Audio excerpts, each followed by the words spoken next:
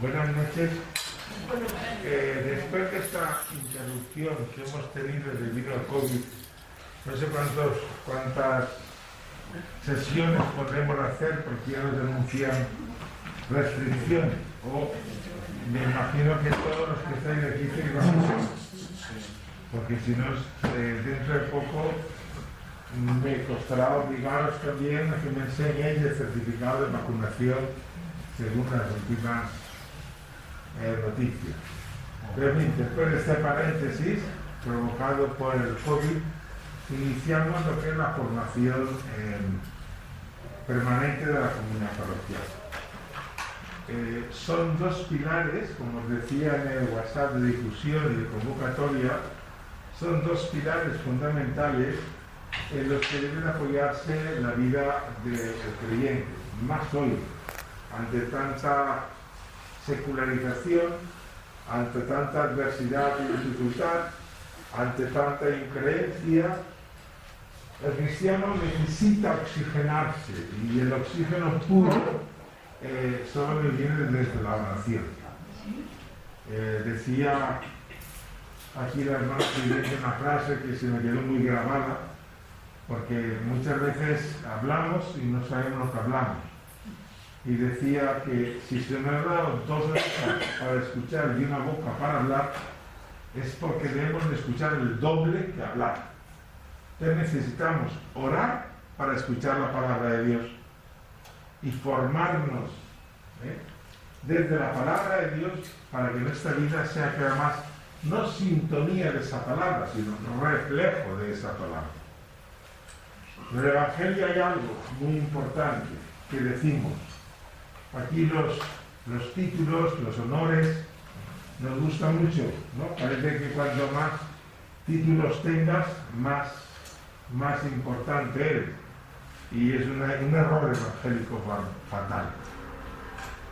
Porque nuestro maestro nos llama a ser servidores unos de otros, no maestros unos de otros. Por ello debo de formarme desde la palabra de Dios.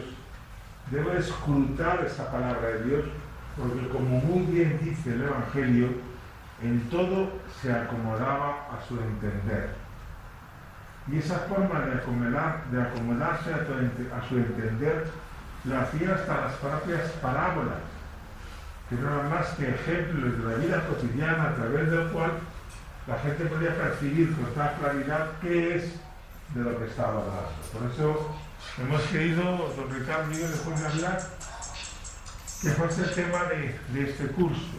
Creo que las palabras que oímos en el Evangelio muchas veces no conocemos ni la raíz, ni el eco que esa palabra debe tener, y a veces ni el significado profundo o el mensaje intenso que el Señor nos quiere transmitir. Don Ricardo y yo lo conocemos todos, es doctor en Sagrada Escritura. No olvidemos que tenemos el privilegio de tener prácticamente al único doctor en Sagrada Escritura. Los demás son reflejos, destellos. No, hay un carmelita. Ya lo sé ya, pero no te llega. Entonces, tenemos el privilegio de tenerlo y por eso lo aprovechamos. Como escritores, lo aprovechamos para que realmente a todos nos forme, y durante este curso me gustaría que el número de hoy fuese aumentando. Las mujeres y los hombres somos muy dados a cuando hay una oportunidad, hay una rebaja, hay un saldo, hay un sueldo, hay algo, vamos a ir al amigo y al otro chico, ven y verás, y eso está muy bien. Pues eso es lo que tenemos que hacer, que cada uno invite a otro, que en esta comunidad se forme en esos dos pilares, oración y formación. Buenas noches y bienvenidos. Bien, pues nada, buenas noches. Y este va a ser el curso de este año, dedicado, como veis, a las parábolas. Lo he titulado de esa manera: el que tenga oídos para oír, que oiga. Una frase que aparece en muchos de estos breves textos que nos encontramos en los evangelios y que caracterizan el modo con el que Jesús tenía de hablar de Dios y sobre todo de hablar de cómo concebía él el reino de Dios. No se trata de un género literario inventado por él, porque veremos en la próxima sesión, que la dedicaremos precisamente a eso, veremos que en el Antiguo Testamento ya hay parábolas, de modo que se trata de un modo de enseñar que había en la sabiduría israelita, en la sabiduría semita, y que reflejo de ese modo de enseñar encontramos en muchos textos del Antiguo Testamento, sobre todo en los profetas, que son los que más utilizaban este modo de hablar de Dios. No en vano a Jesús todos lo conocían como el profeta de Nazaret, ¿no? Y bueno, pues en la más estricta tradición profética de su pueblo, también él utilizó estas historias que se caracterizaban, en primer lugar, por ser muy breves, además por tener algo inesperado, una sorpresa inesperada en la historia contada, de modo que pues dejaba paradójicamente en ascuas, ¿no?, a los que le escuchaban, porque no pensaban que la historia se iba a desarrollar como se estaba desarrollando, como empezaban a escuchar esa historia que contaba Jesús y que contravenía todas las costumbres y todo lo que hasta ese momento conocían sobre Dios. Bueno, pues eso, las parábolas del Evangelio. Serán ocho sesiones, las que he puesto aquí, en donde trataremos de ver una panorámica muy general. A lo mejor podría ser un primer curso introductorio y después detenernos a ver en concreto las parábolas del Evangelio de Marcos, las parábolas del Evangelio de Mateo, las parábolas del Evangelio de Lucas. ¿Por qué razón? Pues sobre todo porque tal vez se trataría de un aspecto importante para recuperar para la catequesis, ¿no? Él era el modo con el que hablaba de Dios a los demás y tal vez debería ser el modo con el que la Iglesia siguiera hablando de Dios a los demás, ¿no? A veces nuestras catequesis son excesivamente doctrinales, ¿no? Y tal vez sin dejar a un lado la doctrina, pero tal vez incorporarla poco a poco a estos relatos hace que uno llegue al mismo conocimiento, pero a través de un camino más fácilmente transitable, ¿no? Que a veces, y sobre todo lo digo por los niños, por los jóvenes, también hay catequesis de adultos, evidentemente, ¿no? Y este sería un buen propósito. El curso, como veis, está planteado, bueno, hoy trataremos de centrarnos un poco en ver lo que es una parábola y ver cómo esa parábola tiene, especialmente en la tradición judía, dos vertientes importantes. Una, la que se recogió en el Antiguo Testamento. Como estaba diciendo antes, hay muchos textos de los profetas, sobre todo, que recogen estas historias, como por ejemplo la que le contó el profeta Natán al rey David cuando quiso hacerle consciente del pecado que había cometido, es decir, se había enamorado de aquella mujer que vio tomando el baño desde su terraza, pero se enteró de que aquella mujer pertenecía a uno de sus capitanes y lo que se le ocurrió fue mandarlo a él, a este tal Urías, elitita, como lo conocemos por el segundo libro de Samuel. Lo mandó a primera línea del frente de batalla con un objetivo muy claro, que es el que tuvo lugar, es decir, lo mataron, ¿no? Y el profeta Natán le contó una parábola de un pastor que tenía más de 1000 ovejas.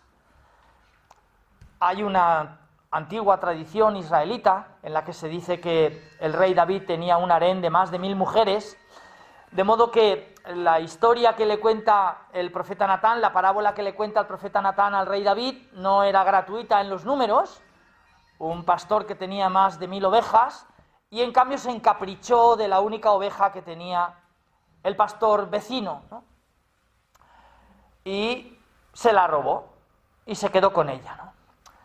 Y cuando le contó aquella parábola, dice el texto sagrado del segundo libro de Samuel, que el rey David montó en cólera y que, lanzando un grito, dijo que él mataría a ese miserable, ¿no? Y bueno, pues el profeta Natán le dijo que ese miserable era él, ¿vale? Las parábolas tienen este impacto, ¿no? De contar una breve historia que pretende hacer pensar, pretende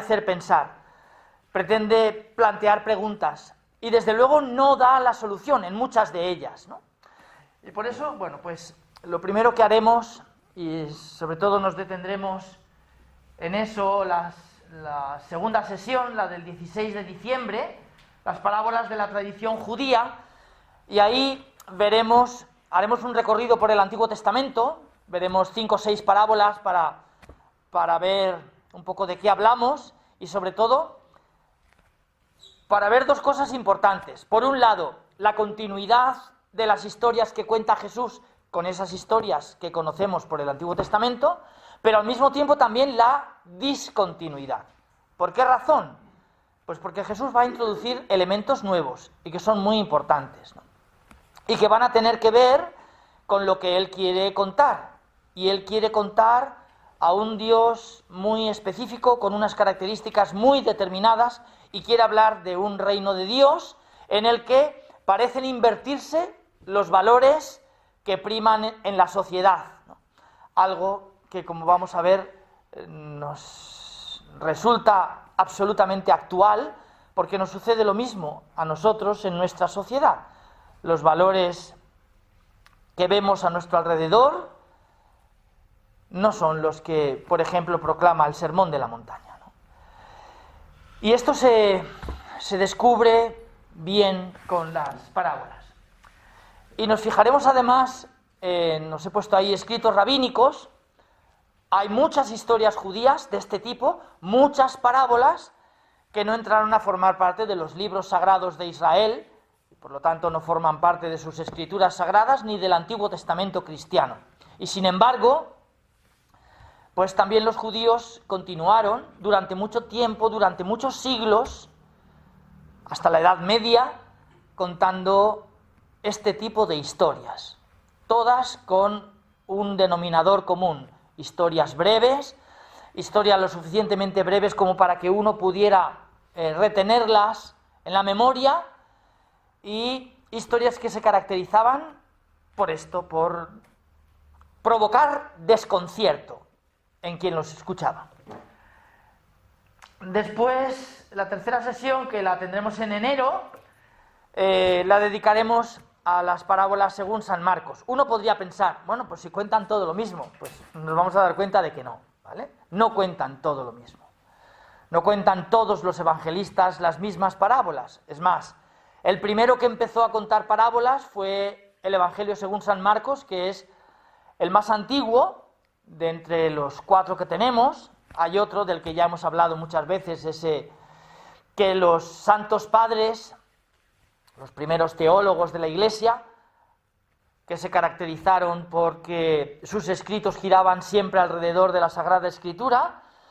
Y bueno, pues ese periodo de reflexión teológica, que le llamamos la patrística, patrología, o eso, nos referimos a ellos como los santos padres, se caracterizan precisamente por ese conocimiento de la Sagrada Escritura, ¿no? Y bueno, pues los santos padres hablaban de un evangelio que ellos llamaban el Evangelio de los Dichos del Señor. Nosotros lo llamamos también el documento Q, ya hemos hablado, ya digo, muchas veces de él, pero cuando llegue, creo que es la quinta sesión o la sexta sesión, dedicaremos también una sesión a ese evangelio. De modo que la tercera sesión nos dedicaremos a ver las parábolas del Evangelio según San Marcos. Tiene bastantes, Algunas de ellas fueron reproducidas por San Mateo y también por San Lucas. Algunas solo por San Mateo, otras solo por San Lucas. Y otras las encontramos únicamente en San Marcos. Por eso dedicaremos una sesión para ir viéndolas poco a poco. Yo antes os decía que tal vez este podría ser el principio de un curso que tuviera un objetivo a un plazo mayor, ¿no? Y que este curso fuera simplemente el introducirnos en este mundo. Es un mundo fácil, pero complejo a la vez, porque nos vamos a dar cuenta de que en una parábola no solamente están recogidas las palabras que Jesús pronunció, las historias que Jesús contó, sino cómo las contó cada uno de los evangelistas. Y veremos que una misma historia pues va tomando formas distintas, incluso personajes diferentes, incluso finales distintos, ¿vale? Lo cual pues nos muestra la complejidad de estos textos, que no son tan sencillos como al principio uno podría pensar, ¿no? Sin embargo, sí que es cierto que tienen esta frescura y esta inmediatez de ser una historia, como digo, breve, que el desconcierto que produce es tal que provoca muchas preguntas y provoca el pararse a pensar sobre Dios. La cuarta sesión la dedicaremos a las parábolas del Evangelio según San Mateo y la quinta a las parábolas del Evangelio según San Lucas, tal vez el más original de los tres, ¿vale? Veremos, por ejemplo, cómo San Lucas recoge 18 parábolas que no cuenta ni San Marcos ni San Mateo. Y no solamente recoge 18 parábolas que no cuenta ninguno de los dos, sino que todas ellas las introduce en una parte de su Evangelio. Es la parte que llamamos la sección del camino, desde el capítulo 9, versículo 51, hasta el final del capítulo 19 del Evangelio de San Lucas, 10 capítulos, en donde nos encontramos unas historias sobre Jesús que no encontramos en ningún otro. Desde luego no están en San Juan, pero tampoco en San Marcos ni en San Mateo, ¿no? Por eso digo que en esta quinta sesión veremos al evangelista más singular, en ese sentido, hasta el punto de que todas estas parábolas, muchas de ellas son de las más conocidas, la llamada parábola del hijo pródigo, la llamada parábola del buen samaritano, bueno, pues son parábolas que solamente cuenta San Lucas, ¿vale? Y que tiene una concepción muy singular de Dios y del reino de Dios del que habla. La sexta sesión la dedicaremos a dos evangelios muy importantes también.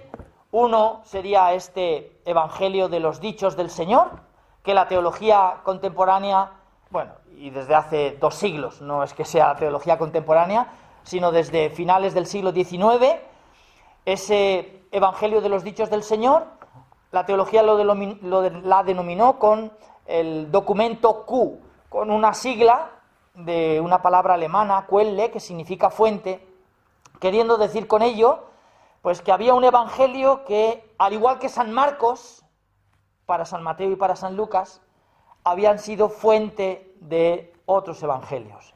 Es decir, San Mateo y San Lucas tuvieron en sus manos, podemos imaginarnos un libro en cada mano, ¿no? Tuvieron en una mano el libro de San Marcos, el Evangelio según San Marcos, en la otra este Evangelio de los dichos del Señor, a partir de los cuales escribieron los suyos, ¿no? Esto, pues, es importante también para ver esas parábolas que tienen solamente San Mateo y San Lucas y no tienen San Marcos. Estaréis viendo que en ningún momento estoy hablando de San Juan, porque en este cuarto Evangelio no nos encontramos parábolas. Antes me decía Julio que la diferencia entre la parábola y las alegorías, por ejemplo. En el Evangelio según San Juan nos encontramos con alegorías, veremos la diferencia que hay. No se trata simplemente de un término lingüístico de la literatura, sino que, bueno, pues una alegoría es algo que cada uno de los elementos del relato tiene un significado concreto, ¿vale? Yo soy la vid, vosotros sois los sarmientos, como lo que encontramos en el cuarto Evangelio. De modo que nos centraremos en el curso en los evangelios de San Marcos, San Mateo, San Lucas, ese evangelio de los dichos del Señor, y como veis también ahí, un evangelio que llamamos el apócrifo de Tomás. Es también un relato importante, a pesar de que, a diferencia de todos los otros de los que estamos hablando, es un evangelio apócrifo. Es decir, la Iglesia nunca lo consideró inspirado y por lo tanto no forma parte del Nuevo Testamento ni forma parte de la doctrina de la Iglesia como inspirada por Dios. Sin embargo, desde un punto de vista literario, histórico, pues nos encontramos en este evangelio muchos textos paralelos que vemos en San Marcos, en San Mateo y en San Lucas, y encontrarlos también recogidos en ese evangelio, que era un evangelio muy diferente, surgido en un lugar muy distinto al resto, es decir, en Egipto. Es verdad que es un poco posterior a los demás, ¿no? Es más moderno. Bueno, más moderno, estamos hablando del siglo III, ¿vale? Pero es más moderno que los evangelios de San Marcos, San Mateo y San Lucas. Y sin embargo, vuelvo a decir, es importante porque se trata además de un texto representativo del cristianismo que se vivió en Egipto y que fue muy numeroso en comunidades cristianas y sin embargo pues quedaron con el tiempo pues reducidos a lo que después conocemos como la Iglesia copta, ¿vale? Y bueno, por último nos centraremos en las dos últimas sesiones, la historia de la interpretación de las parábolas, viendo estas historias cómo fueron interpretadas desde el principio por los estudiosos, ¿vale? Y todas las conclusiones a las que se llegó. Hasta hace algunos años se hablaba que las parábolas son esos textos que provocan mayor certeza de estar seguros de estar en los mismísimos orígenes del cristianismo, ¿vale? Los evangelios encontramos textos posteriores, ¿no?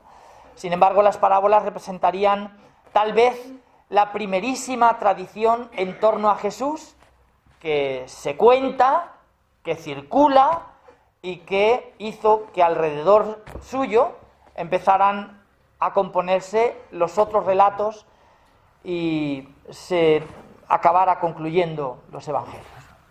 Bueno, en cualquier caso, este va a ser el intento que vamos a hacer este curso. Después veremos. Decía esto de tal vez que este curso sea meramente introductorio y que después nos detengamos en los cursos próximos a ver con detenimiento cada una de las parábolas, porque podéis imaginar, si dedicamos una única sesión de alrededor de 1 hora y no más, es prácticamente imposible detenernos a ver los textos. También he pensado, bueno, pues podemos hablar unas generalidades así muy comunes, ¿no?, de lo que tienen todos esos relatos como característica que les une, las parábolas de Marcos, y luego detenernos a estudiar una, ¿vale?, para ver de qué manera podemos leer esos textos en casa. Después, todas estas diapositivas os las pasaré para colgarlas, de manera que lo que veis ahí lo podréis leer en casa con detenimiento, ¿vale? Bueno, ya he hablado un poquitín sobre lo que es la parábola y os pongo 4 puntos importantes. La primera de todas, lo específico de la parábola. Normalmente se la compara, pero también se diferencia con una mera comparación, ¿no? El reino de los cielos se parece a una mujer que estaba amasando, ¿vale? Un padre tenía 2 hijos, ¿vale? La primera asociación de ideas que podemos hacer de estas historias no solamente es que se trata de relatos breves, sino de relatos breves que nos comparan con algo, ¿vale? Y vuelvo a decir, con algo que normalmente nos descoloca, nos desconcierta. bueno, una metáfora, imagino que más o menos todos sabemos, ¿no? Por ejemplo, en su boca estaba llena de perlas. Pues eso es un modo de decir que tenía los dientes muy blancos, ¿vale? Eso es una metáfora. Es decir, un modo de hablar que en realidad no se ajusta. Bueno, sí, uno podría tener la boca llena de perlas si se mete un puñado, si se mete un collar, ¿no?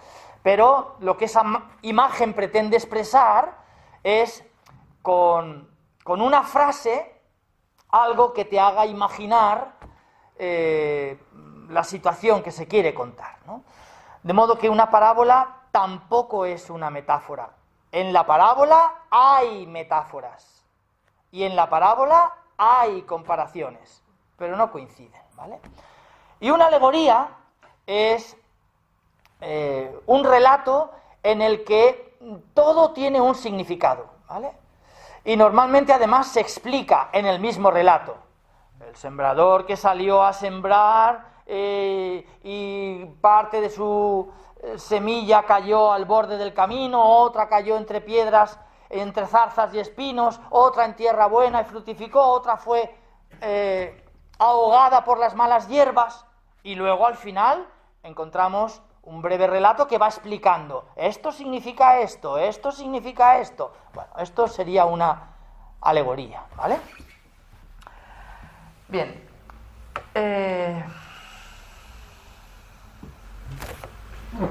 Veremos esos apartados que tenéis ahí, la tradición de Jesús, las historias contadas por él, el mensaje que pretenden contar. Hay unos temas que son siempre comunes. Antes decía José Antonio que la parábola utiliza temas de la vida cotidiana, y esto es algo que tienen en común todos estos relatos, el no solamente ser relatos breves y sencillos, sino además tomar imágenes de la vida cotidiana que a cualquier oyente, tuviera la formación que tuviera, le resultaba muy fácil comprender, ¿vale?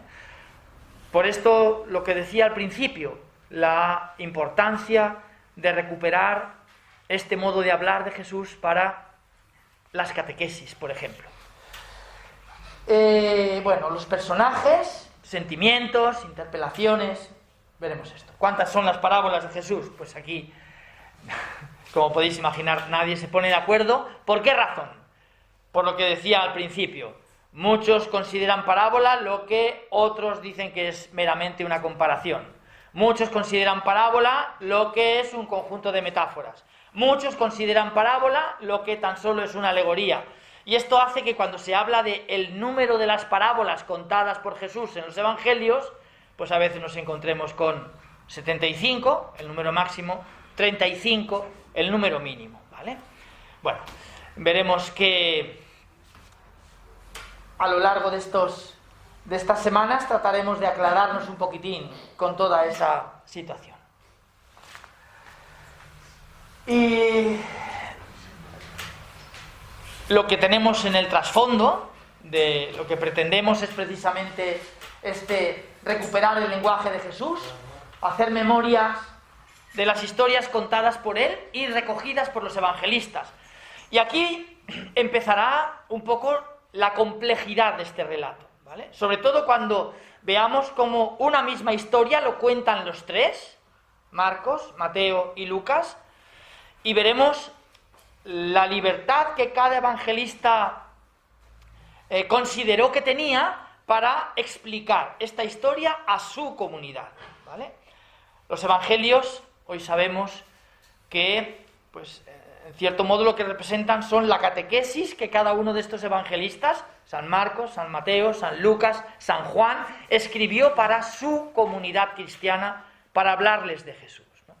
Y por eso nos damos cuenta de que es verdad que todos coinciden muchas veces en relatar las mismas palabras de Jesús, por ejemplo, qué sé yo, en los relatos de la última cena, ¿vale? En donde no solamente los evangelistas Marcos, Mateo, Lucas, San Juan no las tiene San Pablo, y todos ellos coinciden prácticamente en el mismo relato. Os transmito, hermanos, lo que yo a mi vez recibí, que Cristo el Señor murió por nuestros pecados, según las Escrituras. Bueno, Por un lado, una confesión de fe. Por otro lado, ese mismo comienzo os transmito, hermanos, lo que yo a mi vez recibí. Que Cristo el Señor, la noche en que iba a ser entregado, tomó el pan, lo partió, lo bendijo, se lo dio a sus discípulos, después tomó la copa. Bueno, y nos encontramos esto mismo con las parábolas también, pero con una salvedad, y es que vamos a darnos cuenta de que una misma parábola, con un mismo texto, con una historia fácilmente reconocible, en San Marcos está ambientada de un modo, en San Mateo de otro y en San Lucas de otro. Lo cual nos muestra que precisamente esos cambios se debían a que se dirigían a personas diferentes. San Marcos a los cristianos que vivían en Roma y viviendo en una situación muy determinada de persecución religiosa, estaban sacrificando, martirizando a aquella comunidad cristiana. San Mateo escribe a una comunidad cristiana de fuertes raíces judías que vive en Antioquía de Siria, que acaba de ser expulsada de la sinagoga. Representa el momento en el que el cristianismo se separa del judaísmo, que hasta ese momento pues simplemente habían sido judíos nazarenos, es decir, unos judíos que seguían a Jesús y que empezaron a, en primer lugar, estar convencidos de que su maestro no era únicamente un mero profeta, no era un profeta más, sino que era el Mesías esperado, prometido en las Escrituras, que era el Hijo de Dios y que era, ya en el cuarto Evangelio, con rotundidad, ¿no?, la encarnación de Dios, ¿no?, Dios hecho carne. De modo que, bueno, pues veremos todas esas historias como, al contemplar una misma historia en diferentes versiones, nos ayudará a darnos cuenta también de eso. Y esto hace que esas historias sean complejas, porque reconoceremos en una parábola, por un lado, lo que Jesús contó, y por otro lado, cómo los evangelistas hablaron de lo que Jesús inventó, esa historia, ¿vale?, que contó a sus oyentes en Galilea, ¿vale? Y en cambio, la historia contada por el evangelista es la historia que van a leer los cristianos en Roma, en Antioquía, en Éfeso, como os decía antes, ¿vale? Y tiene ligeras variantes. No quiero meterme en las parábolas, pero voy a poner otro ejemplo distinto. Digo, no quiero meterme en las parábolas para no adelantar cosas que iremos viendo poco a poco. Por ejemplo, lo que se llama la confesión de fe de Pedro en Cesarea de Filipo. Está en el capítulo 8, versículo 29 del Evangelio de San Marcos, en donde dice Jesús: ¿quién dice la gente que es el Hijo del Hombre? Y dice que Simón Pedro tomó la palabra y dijo, pues unos que Elías, que ha resucitado de entre los muertos, otros que Juan el Bautista, que ha vuelto a la vida, otros que el profeta con mayúscula. Y luego les dice Jesús, ¿y vosotros quién decís que soy yo? Entonces, pues el evangelista dice que Pedro de nuevo tomó la palabra y dijo, Señor, tú eres el Mesías, el Hijo de Dios. A continuación, en ese evangelio, y solo en ese evangelio, en el de San Marcos, Jesús predice por 3 veces que el Hijo del Hombre, refiriéndose a él, ¿vale?, tiene que sufrir y será crucificado y al tercer día resucitará de entre los muertos. Y Simón Pedro le dice que eso no pasará mientras él pueda impedirlo, ¿vale? Aunque los demás se vayan, yo nunca te abandonaré, yo siempre estaré contigo. Esa historia en el Evangelio de San Marcos termina con unas palabras de Jesús en la que le dice a Simón Pedro, San Pedro, apártate de mí, Satanás, ¿vale? Esa misma historia la cuenta San Mateo en el capítulo 16 del Evangelio. Todo lo que he contado.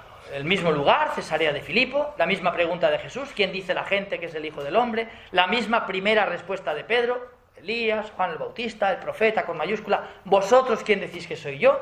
La misma segunda pregunta de Jesús, la misma segunda respuesta de Pedro, Señor, tú eres el Mesías, el Hijo de Dios. Pero el final de la historia cambia en San Mateo, una comunidad en la que se empezaba a tener muy presente el valor de la figura de Pedro en la iglesia, como el líder del grupo, ¿no? Una vez que Jesús había sido crucificado, habían tenido la experiencia de la resurrección. ¿Cómo acaba esa historia en San Mateo? Pues no solamente no tiene el final de San Marcos, apártate de mí, Satanás, sino que le dice, dichoso tú, Jonás, dichoso tú, Simón, hijo de Jonás, porque esto no te lo ha revelado ni la carne ni la sangre, sino mi Padre que está en los cielos. Tú eres Pedro, y sobre esta piedra edificaré mi iglesia. Lo que ates en la tierra quedará atado en los cielos. Lo que desates en la tierra quedará desatado en los cielos. Bueno, pues me refiero a esto. Una misma historia, y vemos cómo en dos relatos del Evangelio, dependiendo de la situación diferente de cada una de esas comunidades cristianas, el evangelista adapta las palabras de Jesús a algo que es importante en concreto para aquella comunidad de Antioquía de Siria, que ya he dicho antes, acababan de ser expulsados de la sinagoga. Parecía como que estaban sin un pastor a quien seguir, totalmente desorientados, pensando que se había derrumbado todo, que ya no pertenecían al pueblo de Israel, que ya no podían leer las escrituras sagradas, que ya no podían ir a la sinagoga a rezar. Bueno, pues esto mismo lo vamos a ver también en las parábolas, ¿vale? Por eso digo que son relatos sencillos, pero al mismo tiempo complejos y sobre todo que hay que desmenuzar. Probablemente cuando dediquemos esas 3 sesiones a San Marcos, San Mateo y San Lucas, nos dará tiempo a desmenuzar solamente una, ¿no? Pero por eso decía que tal vez puede ser un curso con más largo plazo. Bueno, nos centraremos, ya digo, en esas parábolas de la tradición sinóptica. Son relatos que no encontramos en el Evangelio de San Juan, como os he dicho antes, y no son relatos que encontremos únicamente en el Nuevo Testamento, que es lo que veremos la semana que viene, para mostrar que se trata de una tradición que está presente en el pueblo de Israel. Plantean un interrogante al lector, el mismo, muy probablemente, del oyente de la primera vez, ¿vale? No se da una solución al texto. Bueno, algunas parábolas sí que lo dan, ¿eh? Por ejemplo, la que he dicho antes, del sembrador, en donde el final se convierte en una alegoría diciendo lo que significa cada una de las cosas. Bien. Y para comenzar nuestro curso, simplemente también recordar un antiguo dicho judío. Los rabinos dicen que en el principio Dios creó el signo de interrogación y lo depositó en el corazón humano, ¿vale? Y esto nos da un poco la tónica de lo que nos encontramos en la palabra de Dios, ¿vale? Unos textos que nos plantean preguntas, más que nosotros preguntarle a Dios a través del texto bíblico. El texto bíblico hace que nos preguntemos sobre él, ¿no? Es curioso que el signo de interrogación, como dice aquí, en el principio Dios creó el signo de interrogación y lo depositó en el corazón humano. El signo de interrogación tiene la forma de un anzuelo de pesca. Y bueno, tal vez sea una casualidad, ¿no? Pero a mí me seduce esta idea, ¿no? De tomar como las preguntas como si fueran anzuelos que nos enganchan, ¿no? De los que no nos podemos desprender. Y desde luego esta es la sensación que uno tiene cuando lee la Sagrada Escritura, cuando lee la Biblia, ¿no? La sensación de estar atrapado por las preguntas que los textos plantean. Y eso es lo que vamos a intentar hacer en estos 8 días. La pregunta a la que me refería antes la tenemos en Marcos, capítulo 8, versículo 29. La tenemos en Mateo, en el capítulo 16. La tenemos en Lucas, en el capítulo 9, versículo 20, con diferentes matices, ¿no? Y en realidad esto es el trasfondo también de las parábolas. ¿Qué pretende Jesús al contar parábolas? pretende que el que le escucha se pregunte: ¿quién es este hombre? ¿Quién es este hombre que cuenta estas historias sobre Dios? ¿Quién es para mí Jesús? Y esa es la pregunta, probablemente la pregunta trascendental también de la catequesis, ¿no? No es aprender un montón de oraciones de memoria, ¿no? O ser capaz de recitar el credo, o saber, bueno, pues evidentemente que todo esto es importantísimo, pero todo esto lo aprendemos, ¿no? Yo creo que la catequesis, sobre todo, sin perder de vista eso, ¿no? Sin perder de vista esos contenidos doctrinales, tendría que centrarse en ser capaz de atrapar, ¿no?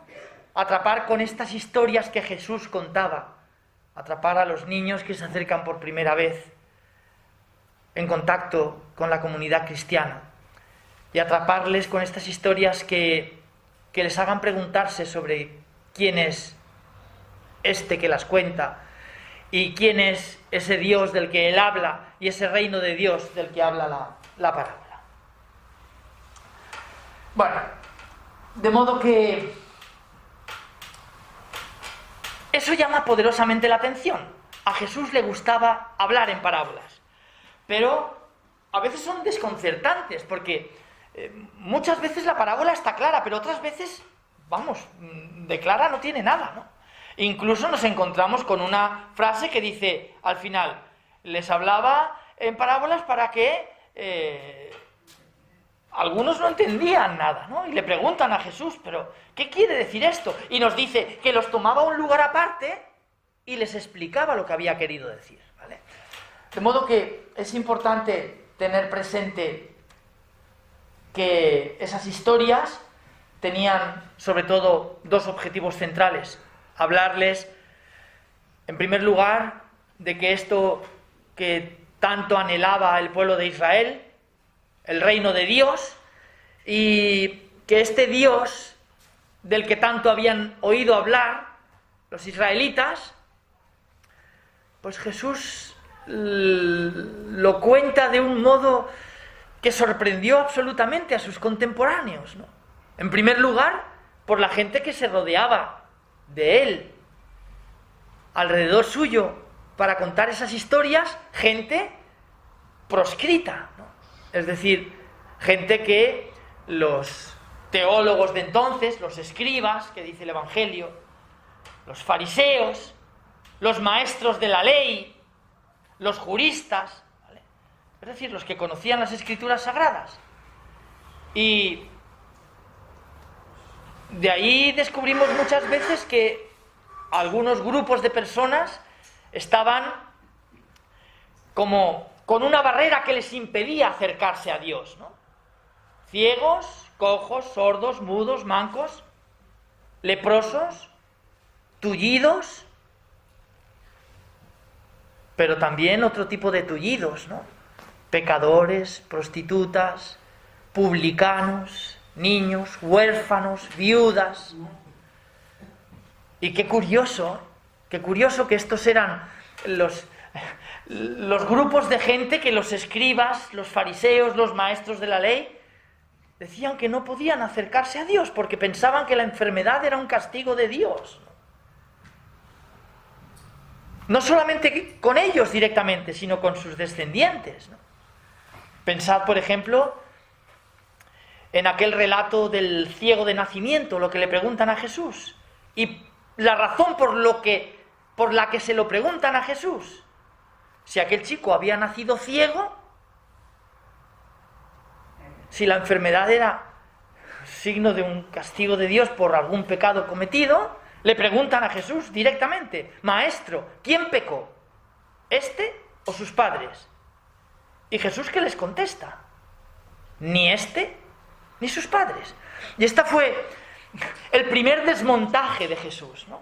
Ni este ni sus padres. No. La enfermedad no es ningún castigo de Dios. Y atención, porque muchas veces el lenguaje que tenemos con esto, ¿no? A veces da la sensación de que continuamos con esta copla, ¿no? Que Jesús destruyó, ¿no? Y sin embargo, sus contemporáneos estaban convencidos. De manera que todos aquellos, ciegos, sordos, cojos, mudos, leprosos, pensaban, no, son impuros. Dios los ha castigado con esta lacra de la enfermedad, ¿no? Pero además, todos esos otros grupos que consideraban que eran impuros por la profesión o por otras razones, ¿vale? Y si nos fijamos, estos son los grupos que rodean a Jesús. Estos son los grupos de los que Jesús se rodea en el Evangelio. Y especialmente, antes decía que la quinta sesión que la dedicaremos al Evangelio de San Lucas, en donde nos encontramos con unas parábolas que son un auténtico puñetazo en el ojo, ¿no? Un hombre bajaba de Jerusalén a Jericó. ¿Vale?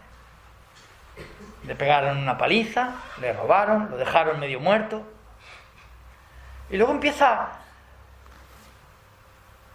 una rápida narración. Y pasó un levita, es decir, pasó primero un sacerdote, bajaba de Jerusalén, probablemente del templo, probablemente leyendo todavía el texto sagrado, y San Lucas utiliza unos verbos, y lo vio, y giró la cabeza, y dio un rodeo, y pasó de largo.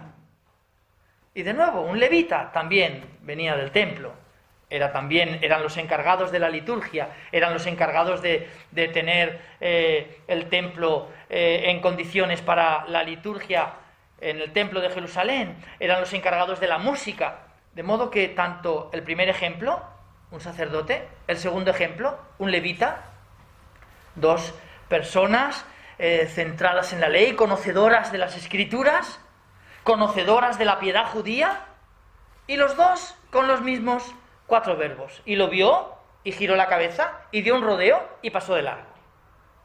Y después un samaritano, vaya, no es casualidad, evidentemente, podemos pensar, era un extranjero, lo consideraban enemigo, lo consideraban pecadores, pues este es el ejemplo que pone Jesús como la conducta a imitar, ¿no?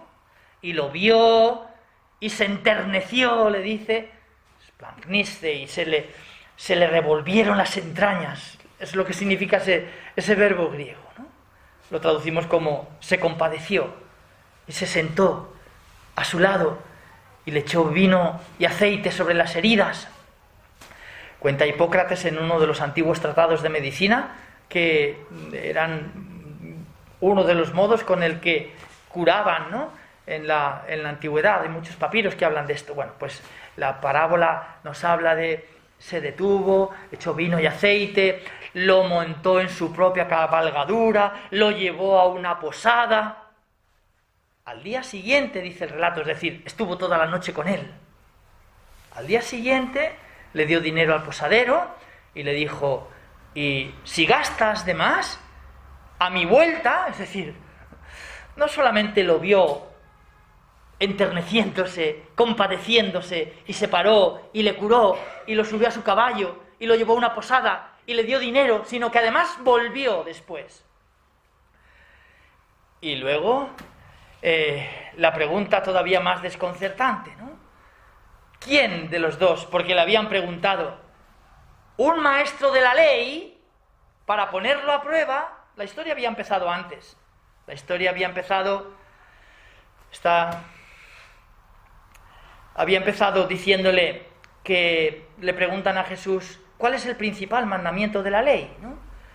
Y Jesús le responde diciendo, Jesús le dice, ¿qué lees en la ley? ¿No? Y el jurista dice, amarás al Señor tu Dios con toda tu mente, con todo tu corazón, con toda tu fuerza, con todo tu ser. Y al prójimo como a ti mismo. Jesús le dice, has hecho bien. Y él dice, queriendo justificarse, le dice a Jesús, pero ¿quién es mi prójimo? ¿No?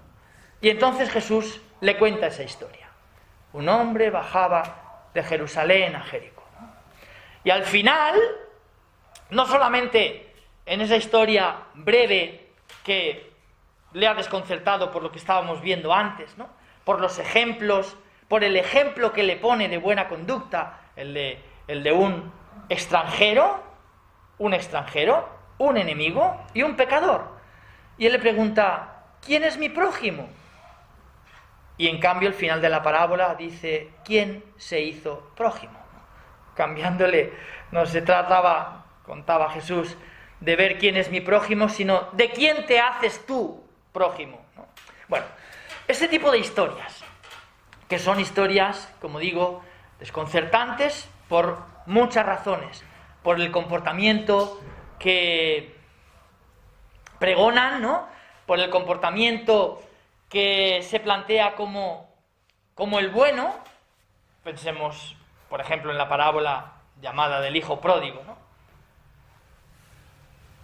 Cuando uno lo lee, pues piensa, bueno, si es que el hermano bueno es el mayor, ¿no? El que nunca se fue, nunca le pidió nada a su padre, siempre estuvo trabajando, que son todos los reproches que le hace él al padre, ¿no? A mí nunca me hiciste una fiesta, yo siempre estuve a tu lado. Y en cambio, la historia cuenta cómo aquel hijo pequeño que le había pedido su parte de la herencia y se fue y se la gastó, y especifica cómo se la gastó con todo lujo de detalles, ¿no?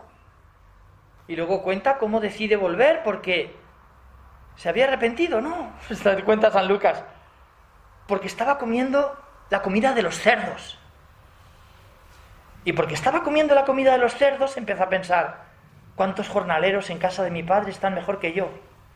Volveré y le diré a mi padre, Padre, he pecado contra el cielo y contra ti, ya no merezco llamarme hijo tuyo. Y vuelve, ¿vale? Y de repente esa historia se acelera, suena la música, el padre intuye que el que se acerca ya en la lejanía es su hijo, que empiecen a asar el cordero cebado que se guardaba para la fiesta principal, la fiesta de la Pascua. Hacen que suene la música hasta el punto de que el hermano mayor que vuelve del campo está absolutamente consternado y dice, ¿qué es lo que está pasando aquí? Y le pregunta a los criados, ¿no? Y los criados le dicen, no, es que tu hermano ha vuelto. Y luego el diálogo entre el hermano mayor y el padre. El hermano mayor que no quiere decir que el que se acerca es su hermano, y cuando le pregunta al padre le dice, ese hijo tuyo, ¿no? Ese hijo tuyo. Es decir, un montón de detalles, ¿no? Que la parábola pretende causar este impacto, ¿no?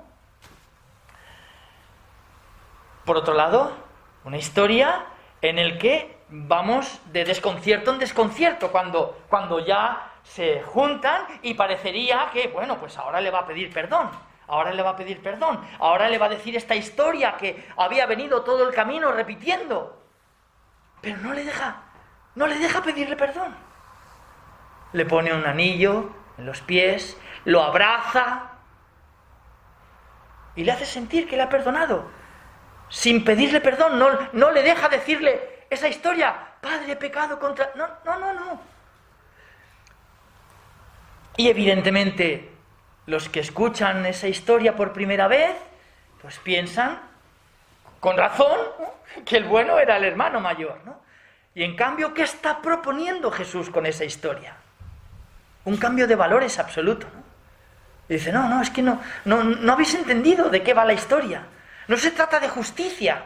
Si fuera así, el premio evidentemente se lo tendría que dar al hermano mayor. ¿Ha hecho bien? Un premio. ¿Aquel ha hecho mal? Un castigo. No se trata de justicia, sino de amor. Jesús quiere decirles que en el reino de Dios los valores son otros, ¿no? Y que no es este modo que tenemos los seres humanos de juzgar a los demás. Bueno, pues este tipo de historias son las que van a formar parte de nuestro curso, con algunas variantes que tendremos que caer en la cuenta de ellas, ¿no? Hay una muy importante, y es que la historia de la parábola para nosotros hoy puede decirnos algo más que para los que la escucharon por primera vez. ¿Por qué razón? Porque ya conocemos esa historia, porque ya la hemos oído. La parábola no era una historia para repetir, ¿no? La parábola era una historia para contar algo en un momento determinado y ya está, ¿vale? En cambio, ¿qué sucedió cuando los evangelistas contaron estas historias que Jesús contaba? Pues que las perpetuaron y que hicieron que los cristianos las leamos una y otra vez, ¿no? Y entonces esto, pues, provoca dos cosas, ¿no? Una, que podamos captar algo más que lo que captaron en un primer momento los oyentes, porque sabemos cómo va a acabar la historia, ¿no? Pero precisamente esto mismo, el hecho de saber cómo va a acabar la historia, se vuelve contra nosotros. Y esto es lo que tenemos el esfuerzo que hay que hacer cuando uno lee una parábola. Una parábola que ya conoce, como las dos que os he contado, ¿no? Y que bastan las primeras palabras. Un hombre bajaba de Jerusalén a Jericó, para que cualquiera de vosotros continúe la historia, porque se la sabe.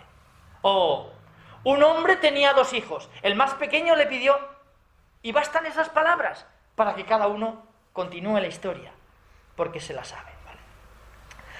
Entonces, en este sentido, pues hay que hacer ese doble esfuerzo, ¿no?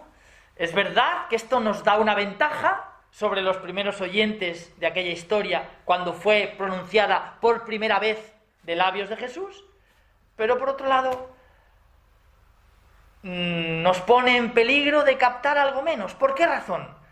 Porque no nos dejamos sorprender por la historia. De modo que hay que aprender a escuchar esa historia como si fuera la primera vez, para dejarnos sorprender por ella y de alguna manera experimentar el impacto que sintió por primera vez aquellos oídos que escuchaban lo que Jesús decía y que se quedaban absolutamente consternados de lo que les estaba diciendo. Pero ¿cómo va a ser un samaritano? Si no podemos ni juntarnos con los samaritanos. Si es que cuando se bajaba de Galilea, que está en el norte, a Judea, que está en el sur, para no pasar por Samaria, cruzaban el río Jordán y por la Transjordania, por la actual Jordania, atravesaban todo el territorio samaritano para no poner los pies en territorio samaritano y volvían a entrar a la altura de Jericó cuando ya habían pasado Samaria y entraban en Judea. Pensemos en todos los ejemplos que pone Jesús. Pensemos, por ejemplo, en el capítulo 4 del Evangelio según San Juan, cuando, además de una samaritana, el hecho de ser mujer, el hecho de ser una mujer que había estado con tantos hombres, el hecho de ser una mujer con la que se encuentra a solas en un pozo, que no lleva la cabeza cubierta, es decir, una historia que contraviene todas las costumbres sociales de la época, ¿no?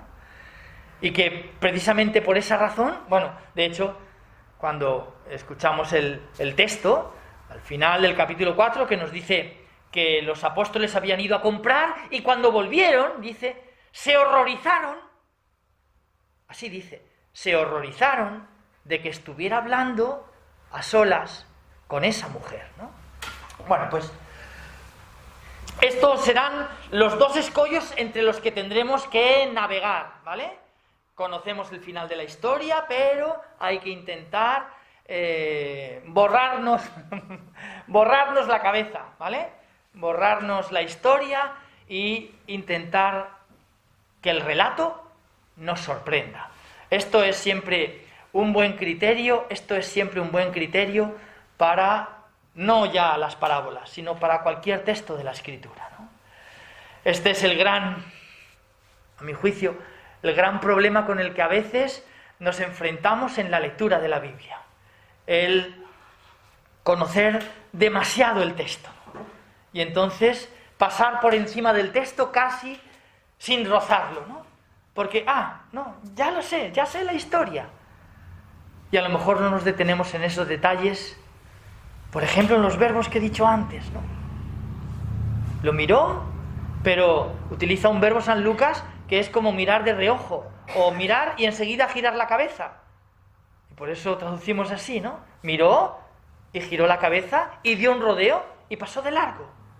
En cambio, esa otra mirada del samaritano que hace que su corazón se enternezca, ¿no? Y que no pueda pasar de largo, a pesar de que aquel hombre era un enemigo. Entonces, el conocer el final de la historia hace que uno pase por alto todos estos detalles que son muy, pero que muy importantes. Porque son, al fin y al cabo, los que van a hacer que la historia, como el signo de interrogación, como el anzuelo, nos enganche, ¿vale? Y empecemos a plantearnos cosas, ¿no? Porque esa es la otra parte. ¿Ya habéis visto? Que, por ejemplo, hay parábolas como esa, del buen samaritano, en donde no se da la solución. ¿De quién se hizo prójimo aquel samaritano, ¿no? Y se lo pregunta al que le había dicho, ¿quién es mi prójimo? Bueno, en boca de Jesús las parábolas tenían como protagonista a Dios, a quien se identifica como un padre, como el dueño de una hacienda, como el anfitrión de un banquete, ¿vale? Como la mujer que amasa, como el sembrador que sale. Pero en labios de Jesús, estos protagonistas, el protagonista era el Dios del que Jesús hablaba.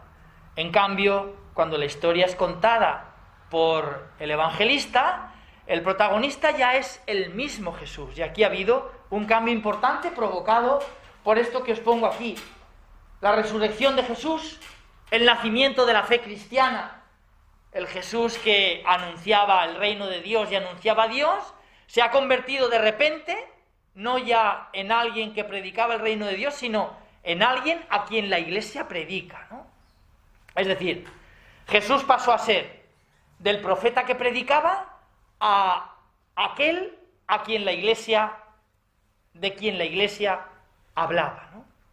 Y esto provocó, evidentemente, el nacimiento de la fe en Jesús, y el nacimiento de la fe en Jesús provocó una especie de interpretación de las palabras de Jesús, haciendo que el Dios a quien él se refería, pues, tomara carne en él también, ¿vale?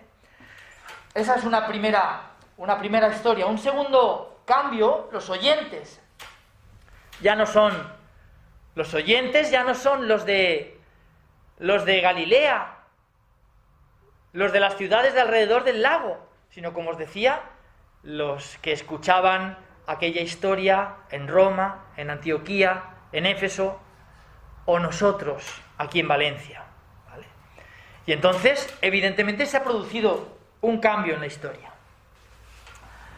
Bien, eso es lo que os decía antes de el algo más y el algo menos. Este es uno de los grandes primeros estudiosos, Joaquim Jeremías, escribió un libro que se titula así, Las parábolas. Dice, quien estudia las parábolas de Jesús, tal como nos las han transmitido los 3 primeros evangelios, trabaja sobre un fundamento histórico especialmente sólido, lo que os decía antes, ¿no? La certeza que se tiene ante este tipo de textos, terminamos enseguida, ante este tipo de textos, de que estamos ante esa roca sólida de la primera tradición en torno a Jesús. Las parábolas son un fragmento de la roca primitiva de la tradición. Se admite generalmente que las imágenes se graban en la memoria más fijamente que los temas abstractos. Probablemente esta fue la razón por la que Jesús hablaba de Dios contando historias. Probablemente esta sea la razón poderosa por la que la catequesis, la predicación, tenga que recuperar estas narraciones, ¿vale? Más fácilmente que los temas abstractos. Y sigo leyendo el final. Y en lo que se refiere a las parábolas de Jesús, conviene añadir que reflejan fielmente y con claridad especial su buena noticia. Y esta buena noticia es de esto que hemos estado hablando. Es decir, no, es que no basta con que conozcas los mandamientos. ¿Qué dice la ley, no? Amarás al Señor tu Dios con toda tu mente, con todo tu corazón, con todo tu ser, con todas tus fuerzas, y al prójimo como a ti mismo.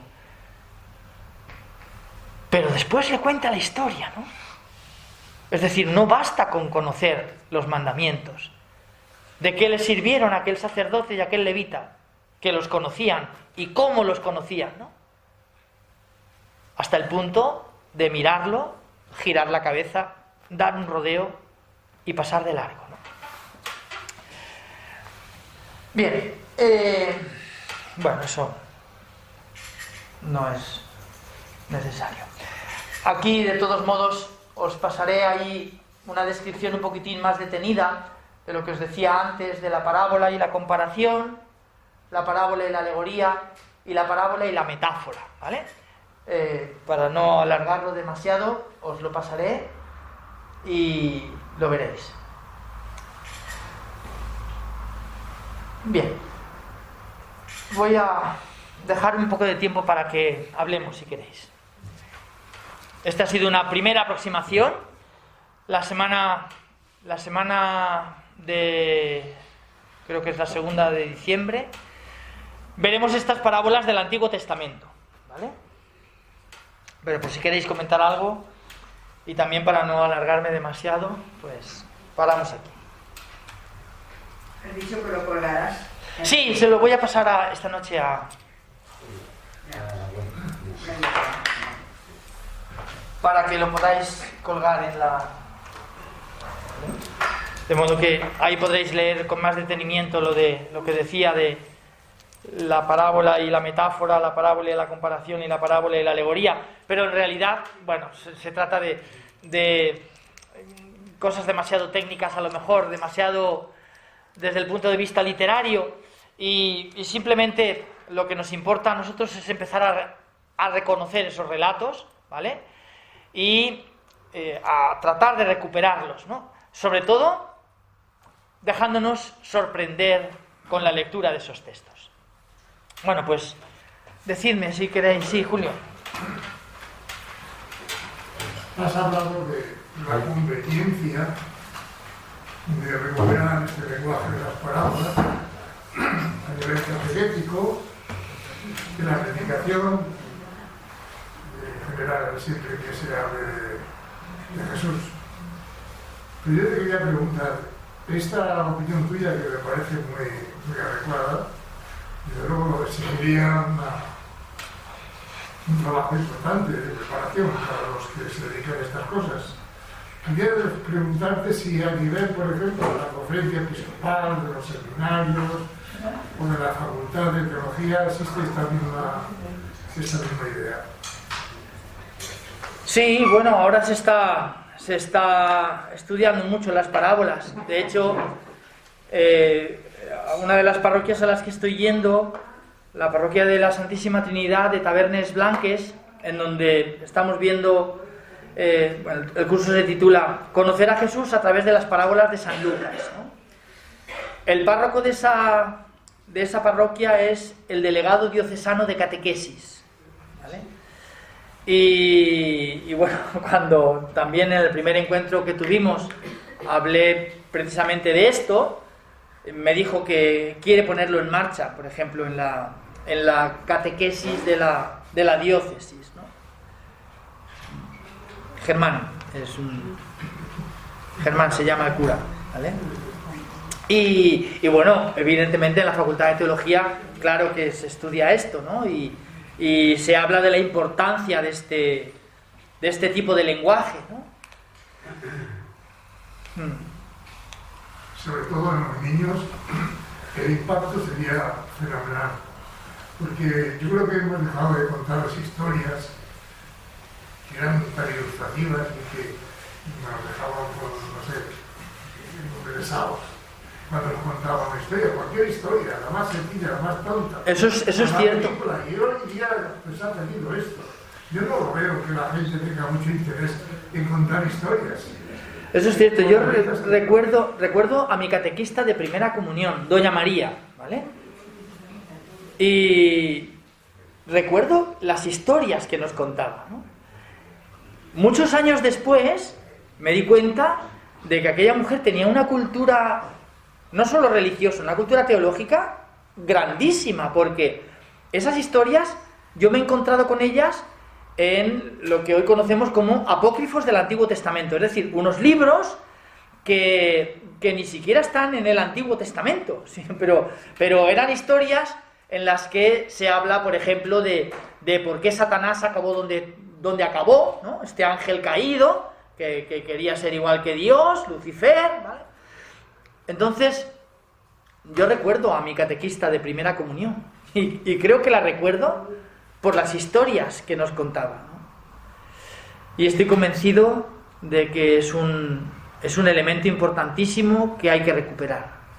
Hay que recuperar. Pero claro, hay que recuperarlo, como decías, sabiendo leer con los niños o con los jóvenes o con los adultos, ¿vale? Los que estén haciendo la catequesis, sabiendo leer el texto, ¿no?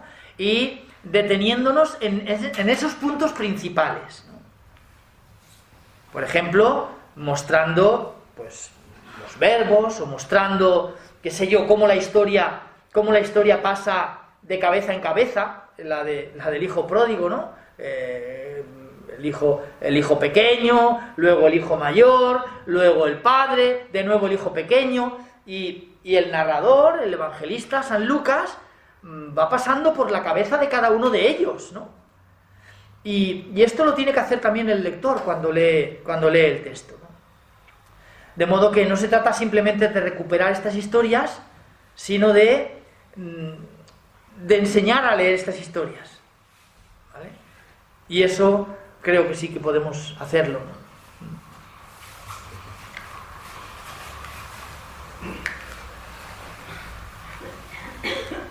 Yo también quería apuntar una cosa porque lo que decías tú de que a veces pasamos por encima de la lectura sin darnos cuenta de tantos matices, ¿no?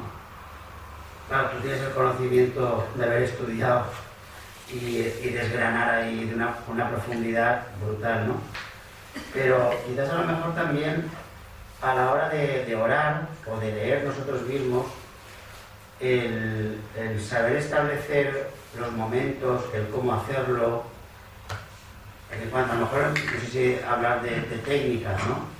Pero yo noto mucho, pues, cuando pasas por encima y cuando con 2 palabras tienes bastante, porque te han calado, te han enganchado, que tú dices. Entonces, el texto está, la parábola está, pero si no, lo que tú dices, si no nos dejamos empapar, de poco nos sirve saber que hay tantas parábolas o que las podemos transmitir, porque yo creo que como catequistas también van a notar mucho en nosotros cómo lo transmitamos.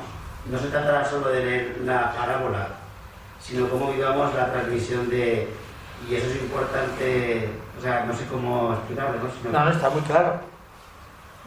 Sí, bueno, pues eso. Sí, quiero decir que lo has explicado perfectamente. Y es cierto lo que dices, estoy totalmente de acuerdo en lo que dices, Ricardo. Un momento de oración a veces solo, o sea, todos vivimos momentos de oración con mucha más plenitud que otros que ni te has enterado de la oración, ¿no? Y yo creo que estas lecturas, el tema es cómo encontrar, sacarle jugo debe ser muy importante el cómo, ¿no? Claro, yo creo que el secreto está, bueno, en primer lugar, en tratar de leer la historia, como decía, borrándonos la cabeza, ¿vale? Pero después en leerla una y otra vez para ir viendo todos esos matices, ¿no? En donde en una primera lectura uno no cae en la cuenta de eso, ¿no? En cambio, cuando uno compara, parábola, comparación, cuando uno compara esos comportamientos, pues inmediatamente llama la atención estos dos que pasan de largo, pero que pasan de largo no solo ellos, también sus ojos pasan de largo, ¿no? Los primeros que pasan de largo son sus ojos, ¿no? Lo vio y giró la cabeza, ¿no? No quería ver esto, ¿no? Y eso es verdad, eso solamente detenernos en el texto es lo único que nos permite hacer eso.